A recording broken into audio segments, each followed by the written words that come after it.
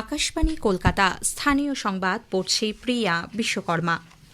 রাজনীতিবিদ শিক্ষাবিদ ডক্টর শ্যামাপ্রসাদ মুখার্জির ১২৫তম জন্মজয়ন্তী আজ রাজ্য জুড়ে যথোচিত মর্যাদায় উদযাপিত হচ্ছে। স্বাধীন ভারতের প্রথম শিল্পমন্ত্রী ও জনসংঘের প্রতিষ্ঠাতা শ্যামাপ্রসাদ মুখার্জির জন্মদিনে রাজ্য সরকার আজ ছুটি ঘোষণা করেছে। জেলা, মহকুমা, ব্লক ও পুরসভা স্তরে এই উপলক্ষে নানা অনুষ্ঠানের আয়োজন করা হয়েছে। ভবানীপুরের মিত্র ইনস্টিটিউশনে এই উপলক্ষে আয়োজিত এক অনুষ্ঠানে মুখ্যমন্ত্রী শুভেন্দু অধিকারী বলেন, পশ্চিমবঙ্গ গঠন, দেশপ্রেম এবং বিভিন্ন ক্ষেত্রে শ্যামাপ্রসাদ মুখার্জির অবদান বর্তমান ও আগামী প্রজন্মের কাছে তুলে ধরতে বর্তমান সরকার প্রতিশ্রুতিবদ্ধ। বিদ্যালয় থেকে বিশ্ববিদ্যালয় পর্যন্ত পাঠ্যপুস্তকে এই ইতিহাস অন্তর্ভুক্ত হওয়া উচিত বলে মন্তব্য করেন মুখ্যমন্ত্রী। তিনি মিত্র ইনস্টিটিউশনের সংস্কারে ২৫ লক্ষ টাকা অর্থ সাহায্যের কথা ঘোষণা করেন। ভবানীপুরের বিধায়ক হিসেবে তাঁর এলাকা উন্নয়ন তহবিল থেকেই এই আর্থিক সহায়তা প্রদান করা হবে। মুখ্যমন্ত্রী পিএমশ্রী প্রকল্প ও অটল বিহারী বাজপেয়ীর নামে যে প্রকল্প রয়েছে তার মধ্যে এই বিদ্যালয়কে অন্তর্ভুক্ত করার জন্য শিক্ষামন্ত্রীও তাঁর দপ্তরকে নির্দেশ দিয়েছেন। মুখ্যমন্ত্রী অভিযোগ করেন, বাম এবং তৃণমূল কংগ্রেস সরকার শ্যামাপ্রসাদকে ভুলিয়ে দিতে চেয়েছিল, কিন্তু বর্তমান সরকার সেই বিস্তৃত ইতিহাস সকলের সামনে তুলে ধরতে প্রতিশ্রুতিবদ্ধ। কলকাতার মুরলীধর সেন লেনে ভারতীয় জনতা পার্টির রাজ্য সদর দপ্তরে আয়োজিত অনুষ্ঠানে যোগ দিয়ে তিনি বলেন, পশ্চিমবঙ্গের বর্তমান সরকার পরিচালিত হবে ডক্টর শ্যামাপ্রসাদ মুখার্জির চিন্তাধারা এবং স্বামী প্রণবানন্দের আদর্শ অনুসরণ করেই। পশ্চিমবঙ্গের তৈরির অতীত ইতিহাস বর্তমান প্রজন্ম এবং আগামী প্রজন্মের জানা দরকার। ৩৪ বছরের কমিউনিস্ট, ১৫ বছরের তৃণমূল, তারা ডক্টর শ্যামাপ্রসাদ মুখার্জির আত্মত্যাগ অবদানকে ভুলিয়ে রেখেছিল। বিদ্যালয়গুলিতে যেভাবে প্রার্থনায় বন্দে মাতরম মন্ত্র উচ্চারিত হচ্ছে, একইভাবে ঘরে ঘরে ডক্টর শ্যামাপ্রসাদ মুখার্জি পূজিত হবে। অনুষ্ঠানে উপস্থিত ছিলেন রাজ্যসভার সাংসদ রাহুল সিনহা, বিজেপির সাধারণ সম্পাদক লকেট চট্টোপাধ্যায় প্রমুখ। দলের রাজ্য সভাপতি সমীক ভট্টাচার্য মুরলীধর সেন লেনে শ্যামাপ্রসাদ মুখার্জির মূর্তিতে মাল্যদান করে শ্রদ্ধা জানান। এর আগে মুখ্যমন্ত্রী কলকাতার রেড রোডে শ্যামাপ্রসাদ মুখার্জির মূর্তিতে পুষ্পার্ঘ্য অর্পণ করেন। উপস্থিত ছিলেন হরিয়ানার রাজ্যপাল অসীম কুমার ঘোষ। শ্যামাপ্রসাদ মুখার্জির জন্মদিন উপলক্ষে বিভিন্ন অনুষ্ঠানে যোগ দিতে আজ রাজ্যে আসছেন কেন্দ্রীয় স্বরাষ্ট্রমন্ত্রী অমিত শাহ। বিকেলে কলকাতা পৌঁছে নিউ টাউনের ইকো পার্কে শ্যামাপ্রসাদ মুখার্জির ১২৫ ফুট মূর্তি নির্মাণের জন্য ভূমি পূজা অনুষ্ঠানে যোগ দেবেন তিনি। এরপর ভবানীপুরের শ্যামাপ্রসাদ মুখার্জির পৈতৃক বাসভবনে তাঁর প্রতি শ্রদ্ধা জানাবেন শ্রী শাহ। সন্ধ্যায় বিশ্ব বাংলা মেলা প্রাঙ্গণে রাজ্য স্তরের একটি অনুষ্ঠানেও যোগ দেওয়ার কর্মসূচি রয়েছে তাঁর। কেন্দ্রীয় শিক্ষা প্রতিমন্ত্রী সুকান্ত মজুমদার আজ উত্তর ২৪ পরগনার মধ্যমগ্রামের মাইকেলনগরে শ্যামাপ্রসাদ মুখার্জির আবক্ষ মূর্তির আবরণ উন্মোচন করেন। স্কুল পড়ুয়াদের শ্যামাপ্রসাদ মুখার্জি সম্পর্কে অবগত করার উপর জোর দেন তিনি। বাংলার বা পশ্চিমবঙ্গের গঠনে যে ডক্টর শ্যামাপ্রসাদ মুখার্জির যে ঐতিহাসিক ভূমিকা, সেই ভূমিকা অবশ্যই আমাদের স্কুল পড়ুয়াদের পড়ানো উচিত এবং সিলেবাসের মধ্যে আনা উচিত। আমি বরাবরই দাবি করে আসছি, ২০ জুন অর্থাৎ যেদিন পশ্চিমবঙ্গ দিবস, সেদিনও আমি আমার রাজ্য পার্টি অফিসে অর্থাৎ সল্টলেকের যে পার্টি অফিস, সেখান থেকে এটা আবেদন জানিয়েছিলাম মাননীয় মুখ্যমন্ত্রী এবং মাননীয় শিক্ষামন্ত্রীদের কাছে। আমার বিশ্বাস আগামী দিনে পশ্চিমবঙ্গ সরকার এই বিষয়ে পদক্ষেপ নেবে। পশ্চিমবঙ্গে বারুইপুরের পুকুর থেকে নাবালিকার দেহ উদ্ধারের ঘটনায় পুলিশ মূল অভিযুক্ত আনন্দ সরকারকে গ্রেপ্তার করেছে। এই নিয়ে এই ঘটনায় ধৃতের সংখ্যা বেড়ে হল ৩। আরও কয়েকজনকে আটক করে জিজ্ঞাসাবাদ করা হচ্ছে। এই ঘটনাকে কেন্দ্র করে গতকাল এলাকা দফায় দফায় উত্তপ্ত হয়ে ওঠে। শান্তি বজায় রাখতে বারুইপুর, নরেন্দ্রপুর এবং সোনারপুর থানা এলাকায় জারি করা হয়েছে ভারতীয় ন্যায় সংহিতার ১৬৩ ধারা। ঘটনাস্থলে মোতায়েন রয়েছে বিশাল পুলিশ বাহিনী। ওই নাবালিকাকে ধর্ষণের পর খুন করা হয়েছে বলে পরিবারের অভিযোগ। ঘটনার তদন্তে ৬ সদস্যের সিট গঠন করেছে পুলিশ। দলে রয়েছেন অতিরিক্ত পুলিশ সুপার, এসডিপিও, বারুইপুর থানার আইসি প্রমুখ। আগেই জানানো হয়েছে, গত শনিবার থেকে নিখোঁজ ওই নাবালিকার দেহ গতকাল বাড়ির অদূরে একটি পুকুর থেকে উদ্ধার হয়। এরপর স্থানীয়দের প্রতিবাদ বিক্ষোভে গোটা এলাকা রণক্ষেত্র হয়ে ওঠে। ক্ষুব্ধ এলাকাবাসী ও পরিবারের সদস্যরা দেহ আটকে রেখে রাস্তা অবরোধ করেন। গণপিটুনিতে এক সন্দেহভাজনের মৃত্যু হয়েছে বলে জানা গেছে। ঘটনাস্থলে পুলিশ পৌঁছলে বিক্ষুব্ধ জনতা তাদের ওপরেও চড়াও হয় বলে অভিযোগ। নাবালিকার দেহ উদ্ধার, গণপিটুনিতে এক ব্যক্তির মৃত্যু ও পুলিশের ওপর হামলার ঘটনায় ৩টি পৃথক মামলা রুজু হয়েছে। মুখ্যমন্ত্রী শুভেন্দু অধিকারী মৃতার বাবার সঙ্গে ফোনে কথা বলে এই ঘটনায় যথাযথ ব্যবস্থা নেবার আশ্বাস দিয়েছেন। পশ্চিমবঙ্গে ৩টি রাজ্যসভা আসনে উপনির্বাচনের নির্ঘণ্ট ঘোষণা করেছে নির্বাচন কমিশন। আজ এক বিজ্ঞপ্তিতে জানানো হয়েছে, আগামী ২৪শে জুলাই ওই ৩টি আসনে উপনির্বাচন হবে। তৃণমূল কংগ্রেসের 3 সাংসদ সুখেন্দু শেখর রায়, সুস্মিতা দেব এবং প্রকাশ চিক বড়াইক ইস্তফা দেওয়ায় এই 3টি আসন শূন্য হয়। স্থানীয় সংবাদ শেষ হল। আকাশবাণী খবর পড়ছি পার্থপ্রতিম মিত্র। প্রথমে বিশেষ খবর। ত্রিদেশীয় সফরের প্রথম পর্যায়ে প্রধানমন্ত্রী নরেন্দ্র মোদী আজ ইন্দোনেশিয়ার উদ্দেশ্যে রওনা হয়েছেন। ভারতের মাদক নিয়ন্ত্রণ ব্যুরোর আয়োজনে অসমের গুয়াহাটিতে ব্রিক্স গোষ্ঠীভুক্ত দেশের প্রধান মাদক বিরোধী এজেন্সিগুলির দুদিনের সম্মেলন আজ শুরু হয়েছে। পশ্চিমবঙ্গের 3টি শূন্য রাজ্যসভা আসনে আগামী 24শে জুলাই উপনির্বাচন। বিহার, গুজরাট এবং মধ্যপ্রদেশের 3টি বিধানসভা কেন্দ্রের উপনির্বাচনের জন্য বিজ্ঞপ্তি জারি। দেশ জুড়ে শ্যামাপ্রসাদ মুখার্জির 125তম জন্মবার্ষিকী উদযাপিত হচ্ছে। এ উপলক্ষে কলকাতায় আসছেন কেন্দ্রীয় স্বরাষ্ট্রমন্ত্রী অমিত শাহ। সুইজারল্যান্ডের জেনেভায় উপভোক্তা সুরক্ষা আইন ও নীতি বিষয়ক আন্তঃসরকারি বিশেষজ্ঞ গোষ্ঠীর নবম অধিবেশনে ভারত সভাপতিত্ব করবে।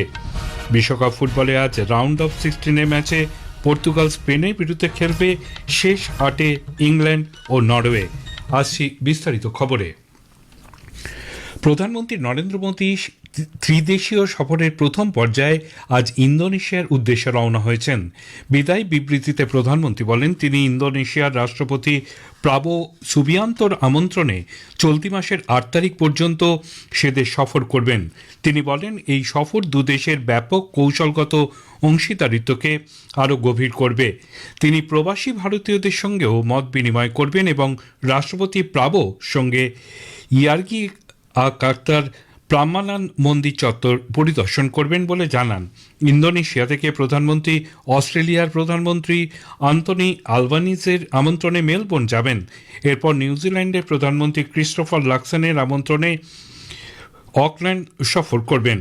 প্রধানমন্ত্রী নরেন্দ্র মোদীর সেদেশ সফরের ভারতীয় বংশোদ্ভূত ব্যক্তিরা সহ ইন্দোনেশিয়ার মানুষ বিশেষ উৎসাহী বলে আকাশবাণীর সংবাদদাতা সন্দীপন দাশগুপ্তকে জানিয়েছেন বিজেপির বিদেশ বিভাগের পক্ষ থেকে শিশির বাজুরিয়া।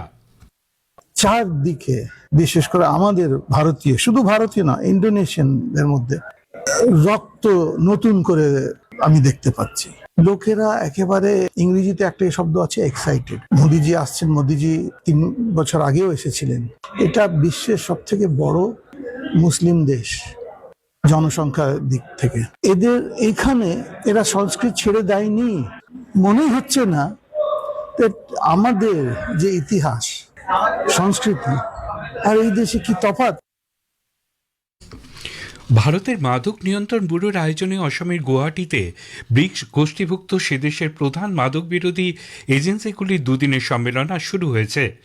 সম্মেলনের উদ্বোধনী অনুষ্ঠানে মাদক নিয়ন্ত্রণ ব্যুরোর মহানির্দেশক অনুরাগ গর্গ বলেন, মাদক চোরাচালান প্রতিরোধ ব্যবস্থাকে আরও শক্তিশালী করতে এবং আন্তর্জাতিক ক্ষেত্রে মাদক পাচার রোধের ক্ষেত্রে সমন্বয়, তথ্য আদান প্রদান, সম্মিলিত যোগদান এই সম্মেলনে আলোচিত হবে। তিনি বলেন, বর্তমান সময়ে মাদক পাচার চক্র, সীমান্ত পারের ডার্কনেট প্ল্যাটফর্ম, সিনথেটিক ড্রাগ, নতুন মানসিক বিষয়বস্তু এবং সমুদ্রপথে পাচারের মতন ঘটনা ঘটছে। সেক্ষেত্রে আন্তর্জাতিক সহযোগিতা অত্যন্ত গুরুত্বপূর্ণ। ভারত আজ কেরালামের কোচিতে দুদিনব্যাপী ব্রিক্স উইমেন ওয়ার্কিং গ্রুপের বৈঠকের আয়োজন করছে। কেন্দ্রীয় নারী ও শিশু বিকাশ মন্ত্রক জানিয়েছে, ব্রিক্স সদস্য দেশগুলির ঊর্ধ্বতন সরকারি আধিকারিকরা এই বৈঠকে বিভিন্ন ক্ষেত্রে নারীর ক্ষমতায়ন ও উন্নয়ন সংক্রান্ত গুরুত্বপূর্ণ বিষয়গুলি নিয়ে আলোচনা করবেন। পশ্চিমবঙ্গের 3টি শূন্য রাজ্যসভা আসনে আগামী 24শে জুলাই উপনির্বাচন অনুষ্ঠিত হবে। এই মর্মে আজ বিজ্ঞপ্তি জারি করেছে নির্বাচন কমিশন। তৃণমূল কংগ্রেসের সাংসদ সুখেন্দু শেখর রায়, সুস্মিতা দেব এবং প্রকাশ চিক বড়াইক এই পদত্যাগের ফলে আসনগুলি শূন্য হয়েছে। নির্বাচন কমিশনের সূচি অনুযায়ী 7ই জুলাই বিজ্ঞপ্তি জারি হবে। 14ই জুলাই মনোনয়ন জমা দেওয়ার শেষ দিন। 15ই জুলাই মনোনয়নপত্র যাচাই এবং 17ই জুলাই প্রার্থীপদ প্রত্যাহারের শেষ দিন। ভোট গ্রহণ হবে 24শে জুলাই সকাল 9টা থেকে বিকেল 4টে পর্যন্ত। একই দিন বিকেল 5টা থেকে ভোট গণনা শুরু হবে। 27শে জুলাইয়ের মধ্যে নির্বাচন প্রক্রিয়া সম্পূর্ণ করার নির্দেশ দিয়েছে কমিশন।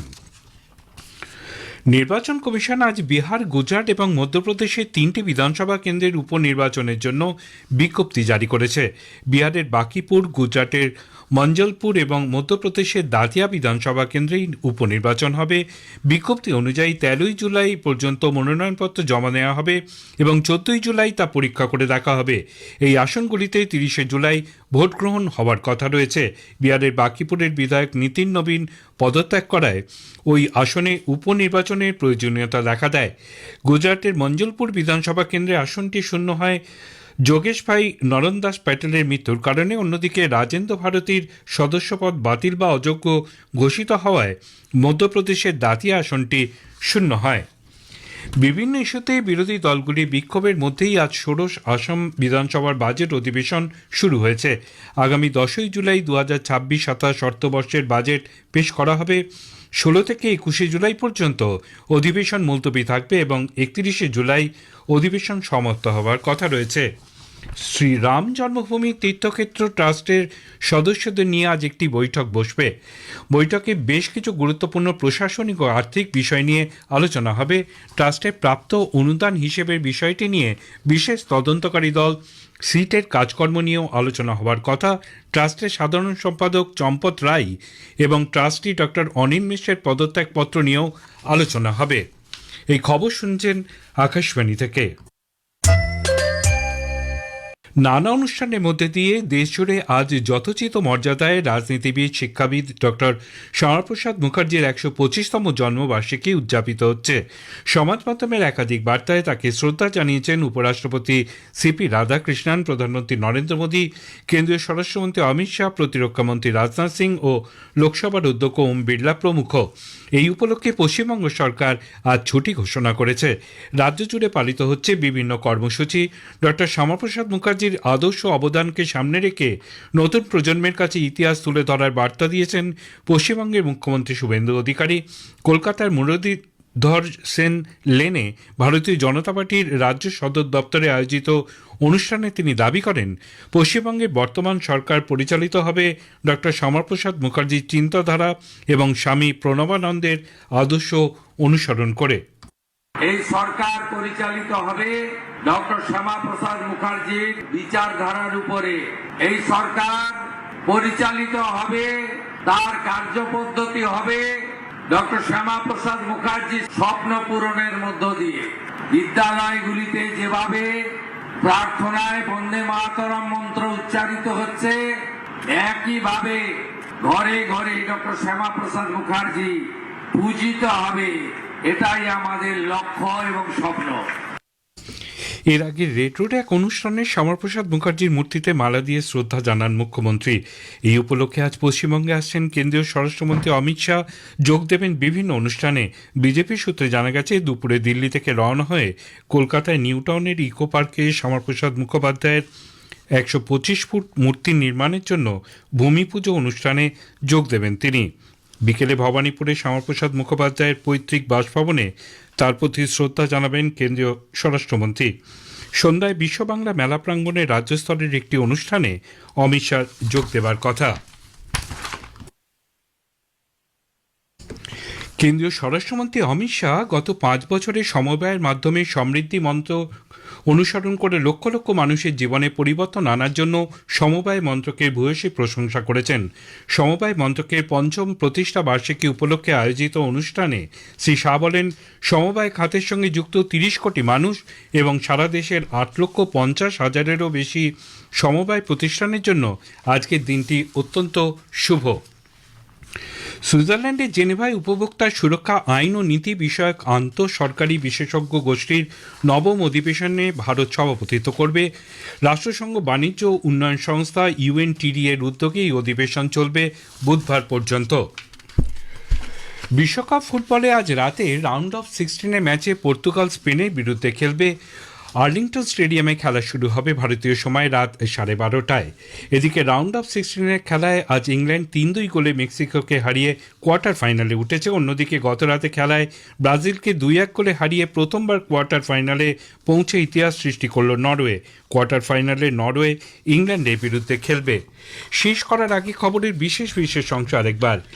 ত্রিদেশীয় সফরের প্রথম পর্যায়ে প্রধানমন্ত্রী নরেন্দ্র মোদী আজ ইন্দোনেশিয়ার উদ্দেশ্যে রওনা হয়েছেন। ভারতের মাদক নিয়ন্ত্রণ ব্যুরোর আয়োজনে অসমের গুয়াহাটিতে ব্রিক্স গোষ্ঠীভুক্ত দেশের প্রধান মাদক বিরোধী এজেন্সিগুলির দুদিনের সম্মেলন আজ শুরু হয়েছে। খবর এখনকার মতো শেষ হলো।